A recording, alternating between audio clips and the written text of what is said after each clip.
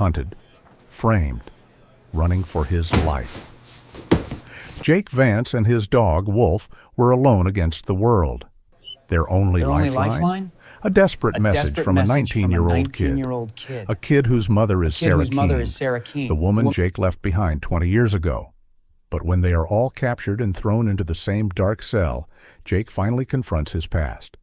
Sarah looks at the angry teenager, then at Jake, and reveals the one secret he never saw coming. He's not just my son, Jake.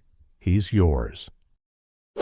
The air in the Utah high desert was thin and sharp, carrying the scent of dust and juniper. Jake Vance scanned the perimeter fence of the remote storage facility. It was a mind-numbing job, guarding sealed crates in the middle of nowhere, but it was quiet. Beside him, his partner agreed. Wolf sat with his usual calm, watchful posture, his ears swiveling to track the distant cry of a hawk. The only other person within 50 miles was Dutch, a stocky, red-faced man Jake had known for years.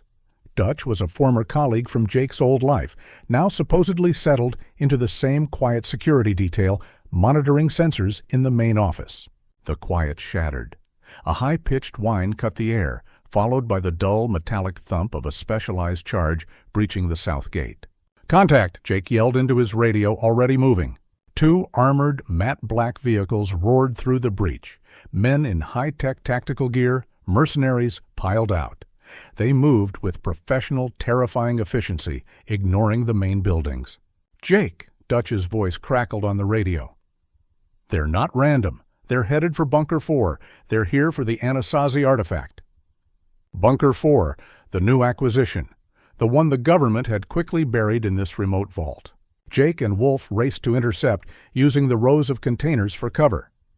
They rounded the corner of the bunker just as the mercenaries blew the heavy steel door. Leading them, surprisingly unarmed, was a man in a pristine suit. This was Director Thorne, the high-ranking executive of the Framework Corporation, a man Jake had seen on security briefings. "Get the crate loaded, now!" Thorne ordered. "Jake, stand down. Don't be a fool," a voice called out. Jake turned. His colleague Dutch was walking calmly toward Thorne, his hands empty. "Dutch, what are you doing? Get back!" Jake yelled. "It's over, Jake," Dutch said, not even looking at him. He addressed Thorne. "He's just the guard dog. He doesn't know anything about the artifact's true purpose." Thorne smiled, a cold, reptilian expression. "Excellent work, Mr. Dutch. The framework pays its debts." The betrayal was a cold knife in Jake's gut. The mercenaries started winching the heavy Anasazi crate. "We can't let them take that," Jake said, his voice low. He glanced at a row of volatile fuel tanks nearby, used for the facility's generators. "Wolf, cover!" Wolf barked, a deep, resonant sound, and charged toward the mercenaries, drawing their fire. The sharp cracks of rifle shots echoed off the concrete bunkers. While they were distracted, Jake sprinted to the fuel tanks, planting a small explosive charge he carried for emergencies. He hit the detonator and ran. The resulting explosion was massive, a huge, rolling whoomph of fire and concussive force. It was a firewall, not shrapnel. The mercenaries dove for cover, their operation stalled in chaos. Jake whistled sharply. Wolf broke off his attack and bolted back to him. They scrambled over the west fence as alarms screamed across the compound, Dutch's furious shouts of, "He's escaping! It was Vance! He sabotaged the tanks!" ringing in their ears. They disappeared into the high desert canyons, framed and hunted. Jake Vance was a wanted man. The grainy security footage from the Utah facility, labeling him a saboteur, played on a loop in the dark corner of a truck stop diner in Arizona.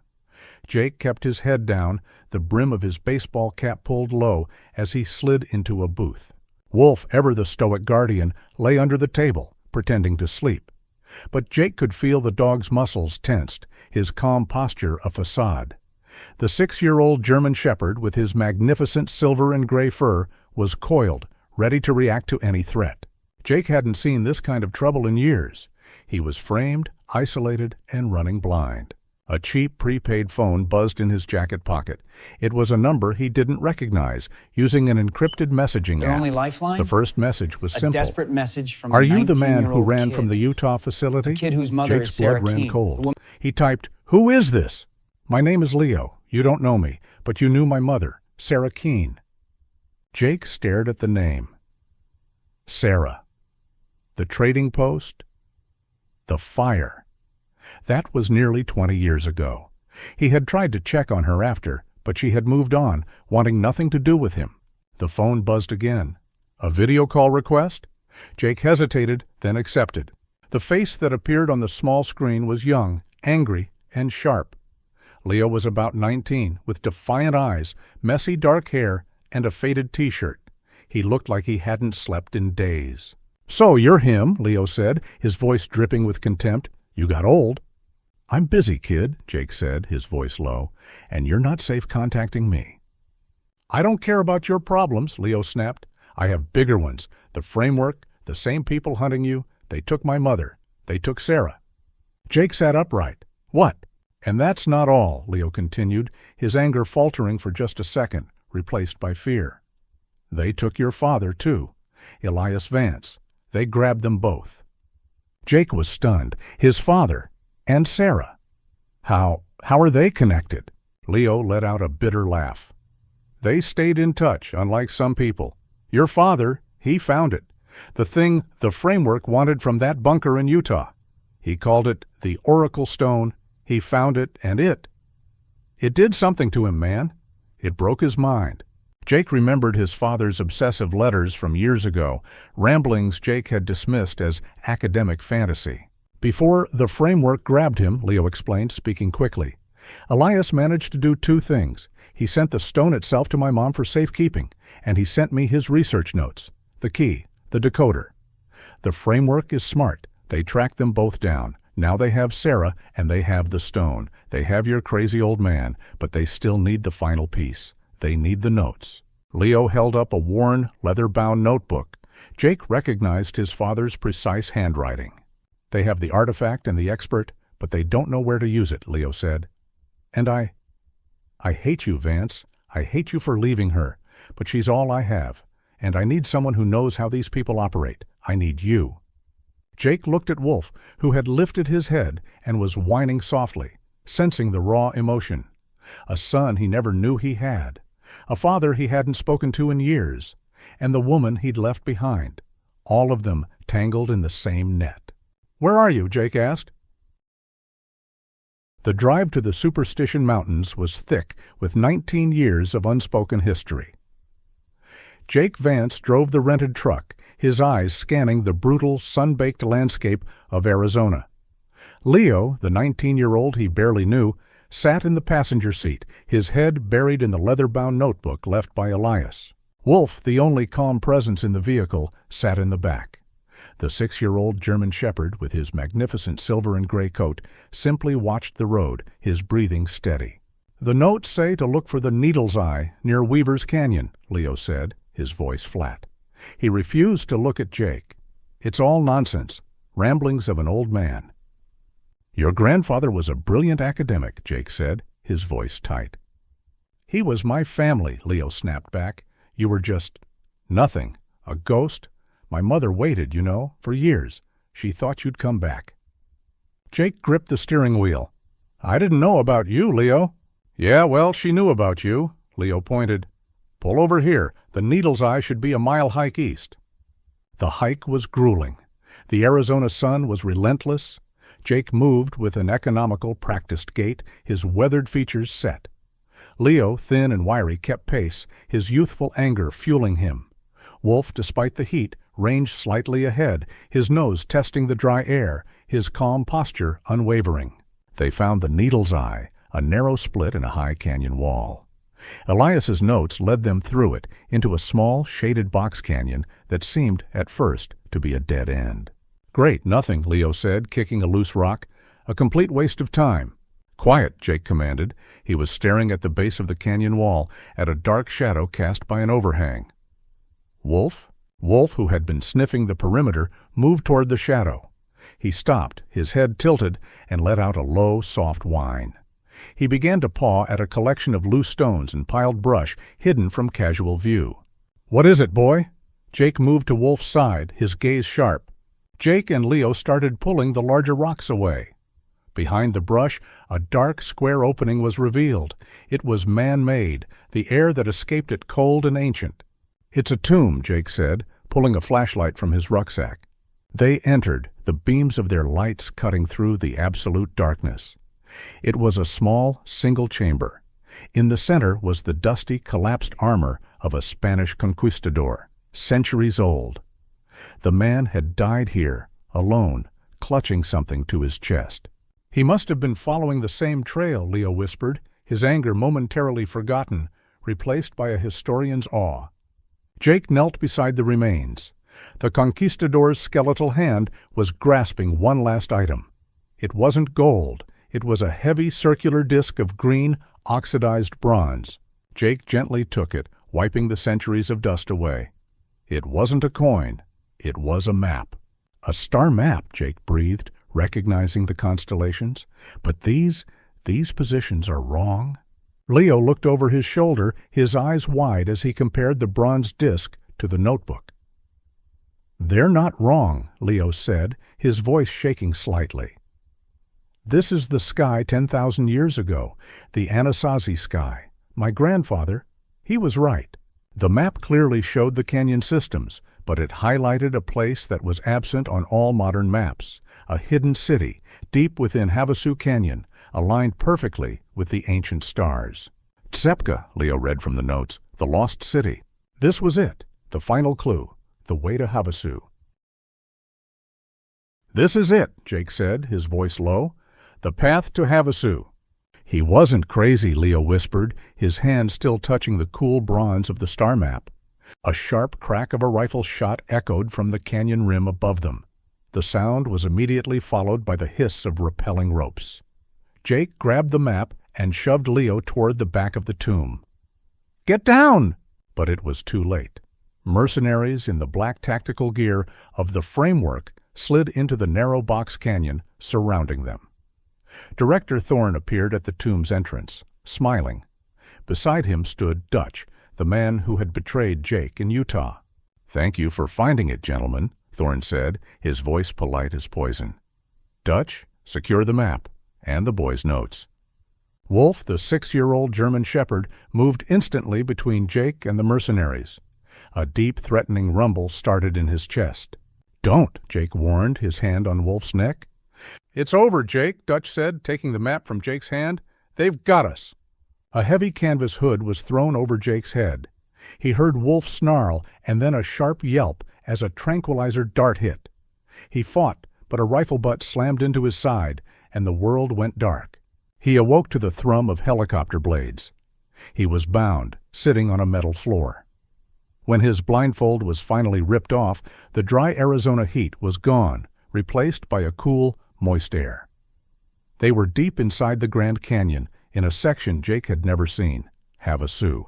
A massive prefabricated military base was built directly into the canyon wall, hidden by the cliffs. A heavy steel door slid open, and the guards shoved Jake, Leo, and a groggy Wolf into a dim holding cell. "Get in," a guard grunted. The door slammed shut. As Jake's eyes adjusted, he saw they were not alone. "Jake?" a voice whispered, full of disbelief. He turned. A woman scrambled to her feet from a cot in the corner. He recognized her instantly, though 19 years had passed. It was Sarah Keene, the woman from the trading post. She was in her early 40s now, her face strained with exhaustion, but her eyes still held the same fierce energy. "Sarah, they got you," Jake breathed. Then he saw the other figure. On the far cot, a man in a rumpled tweed jacket was rocking back and forth, muttering to himself. "The stone sees the sky sees the stone. The hawk must fly." "Dad?" Jake moved closer. It was Elias Vance Sr., his 70-year-old father, but his sharp, intelligent eyes were gone, replaced by a vacant stare. "He's been like that for weeks," Sarah said, her voice breaking, "ever since he touched that damned oracle stone." Leo, who had been silent, finally exploded, rushing past Jake to his mother. Mom, are you okay? I brought him. I brought Vance. Sarah looked from her son to Jake, and the terror in her eyes was replaced by a sudden cold fury. You, she spat at Jake. After all this time, this is how you show up. Sarah, He's the reason we're here, Leo shouted, his anger directed at Jake. This is his fight, his father, his enemies. He's the one who left you. You don't understand, Leo, Sarah cried, shaking. I understand he abandoned you. He abandoned us. Jake froze. The word hung in the small, damp cell. Us? Leo stopped, confused by his own words. He looked at his mother. What does he mean, us? Sarah stared at Jake, 19 years of secrets, anger, and fear boiling over. Oh, God, he doesn't know. Know what? Jake demanded, stepping toward her. Sarah's eyes flashed, and she pointed a trembling finger at the 19-year-old.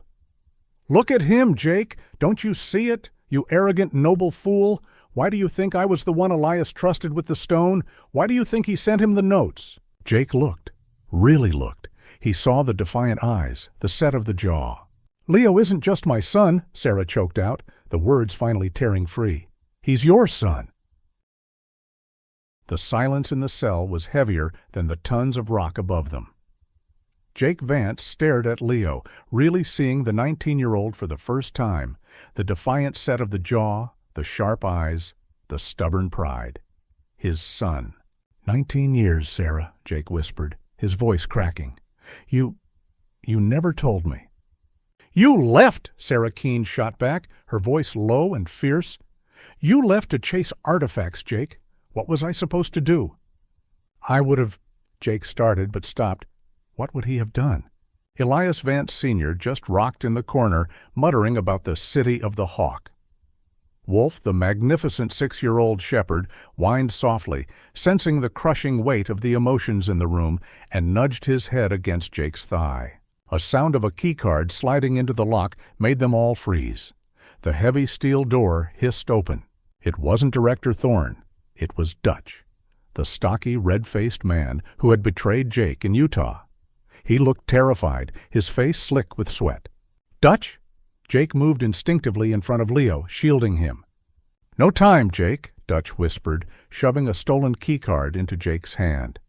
We gotta move. Now. Thorne is moving everyone to the final site. Why are you helping us? Jake asked, his voice cold with suspicion. Because I'm dead otherwise, Dutch said, his voice trembling with rage, not fear. I heard Thorne, on his radio. Once Elias opens that vault, he's cleaning house. That includes the loose ends. That's me, Jake. I was the loose end. He was going to execute me. His motive wasn't redemption, it was revenge.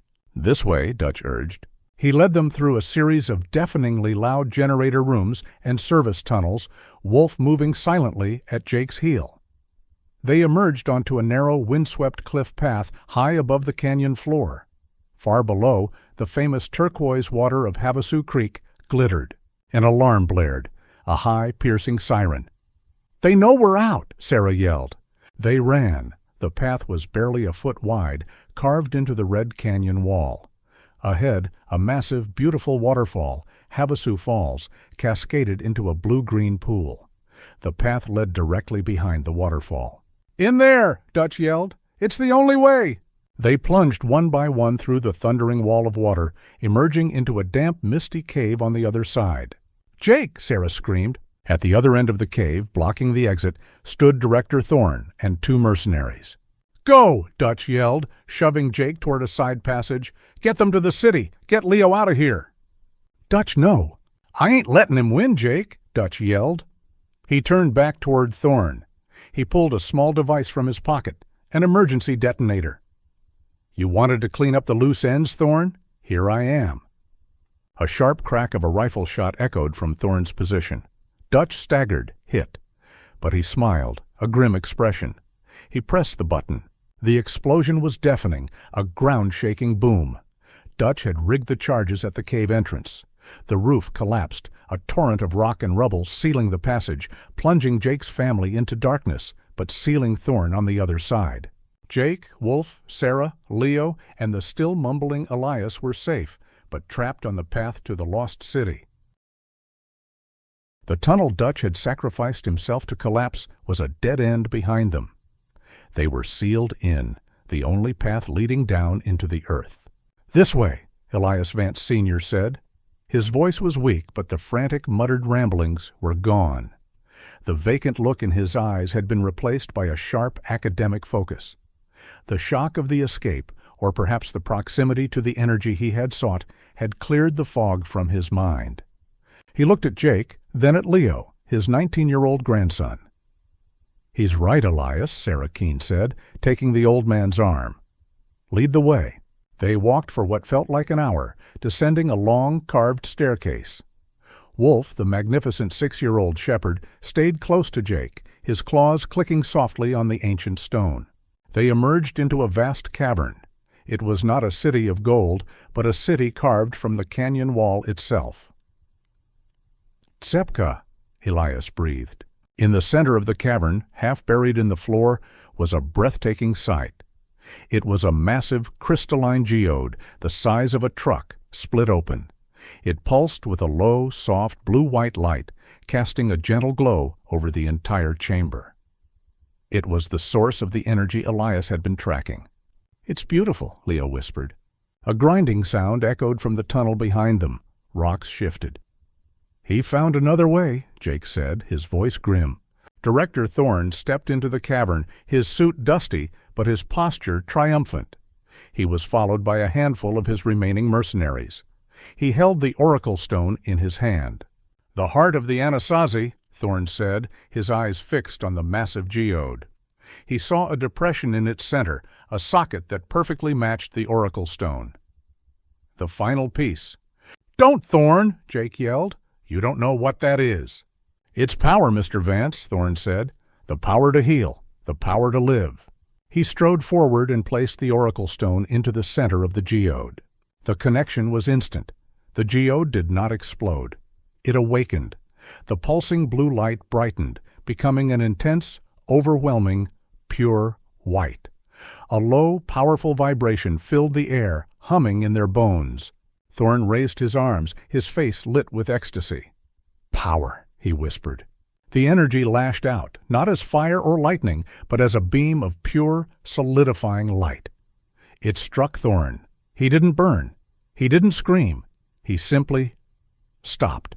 The light enveloped him. His expression of greedy triumph was frozen in place.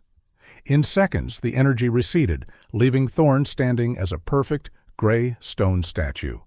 He had his wish. He would last forever. The ground began to shake. The energy was too unstable.